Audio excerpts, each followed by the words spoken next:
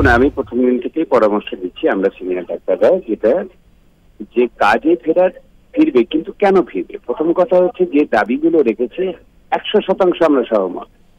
সরকারের, প্রশাসনের হচ্ছে কোনো নৈতিক অধিকার নেই ওদেরকে কাজে ফিরতে বলার। তার কারণ হচ্ছে যে ওরা কর্মক্ষেত্রে নিরাপত্তা দিতে পারছে না। একের এক হাসপাতালে চিকিৎসক হচ্ছে যে নিপীড়িত হচ্ছেন, এবং যে কারণগুলোতে নিপীড়িত হচ্ছেন সেটা সম্পূর্ণ স্বাস্থ্য নীতি। কোথাও এক্সরে মেশিন নেই বলে, কোথাও বেড নেই বলে, বেড তো আর ডাক্তাররা অ্যারেঞ্জ করবেন না, এক্সরে মেশিন তো ডাক্তার পকেটে পয়সা থেকে কেনেন, তার জন্য হচ্ছে ডাক্তার নিপীড়িত হচ্ছে।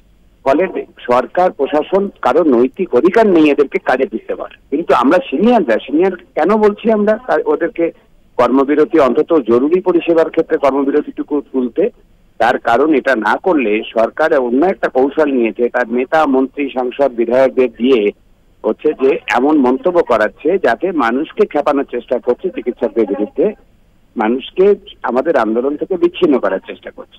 গরিব মানুষ যারা এখনো আপনি আমাদের সঙ্গে রয়েছেন, গত পরশু মিছিলে সেটা প্রমাণিত, বিভিন্ন কর্মসূচিতে প্রমাণিত। সেইটা হচ্ছে যে আমরা যদি সিনিয়র ডাক্তাররা যেভাবে সমস্ত পরিষেবা বজায় রেখে আমরা রাস্তার আন্দোলন করছি সাধারণ মানুষকে সঙ্গে নিয়ে, জুনিয়র ডাক্তাররাও যদি সেই পন্থা নিন, অন্তত জরুরি পরিষেবাটুকু দিয়ে তারপরে তারা আন্দোলনের অন্য ফর্মগুলোকে ব্যবহার করেন, তাহলে এই যে প্রশাসনের এবং শাসক দলের এই যে কৌশল, সেইটা বোঝা হয়ে যায়।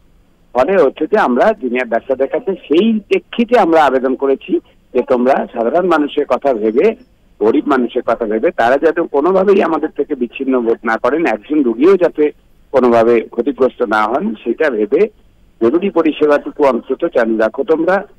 এবং চালু রেখে আমরা যেমন সিনিয়র ডাক্তাররা রাস্তার আন্দোলন করছি সাধারণ মানুষকে নিয়ে, সেইটা তোমরা করো।